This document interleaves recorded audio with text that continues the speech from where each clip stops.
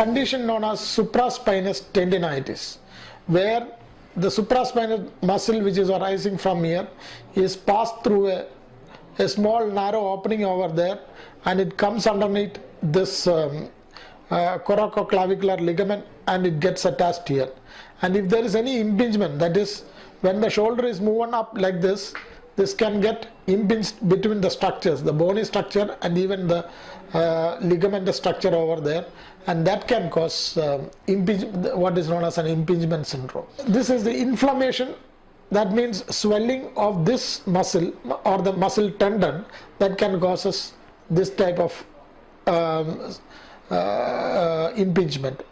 Or even the bony structures, there can be some difference in morphology of this bone which also can cause a problem, and that can reduce the space inside, and that can cause impingement.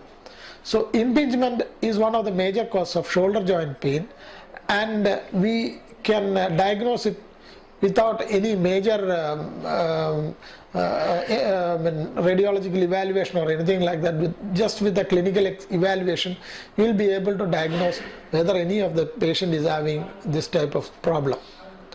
If there, and your doctor will ask you to take an X-ray to find out whether there is any bony problem over there, or there is any degenerative changes which is occurring over the tendon region.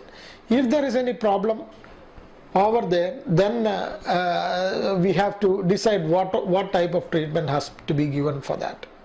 This is one type of pain that can occur over the shoulder joint. Second thing is, there can be a tear inside the rotator cuff. It can be either the tear of the supraspinatus, the infraspinatus, or the subscapularis. All the three tendons can get torn, or even one or more of the tendon can get torn. If there is a tear in the tendon, it can be a degenerative tear, or it can be because of a trauma. When you are falling down, some tear has occurred.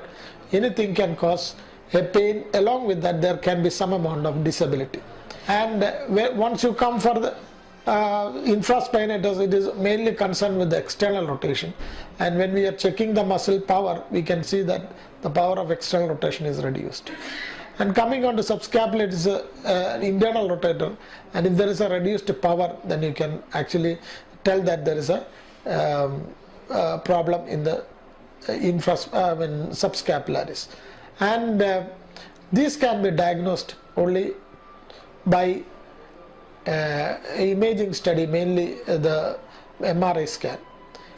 Good quality ultrasound scan also can identify if there is any tear inside one of these tendons.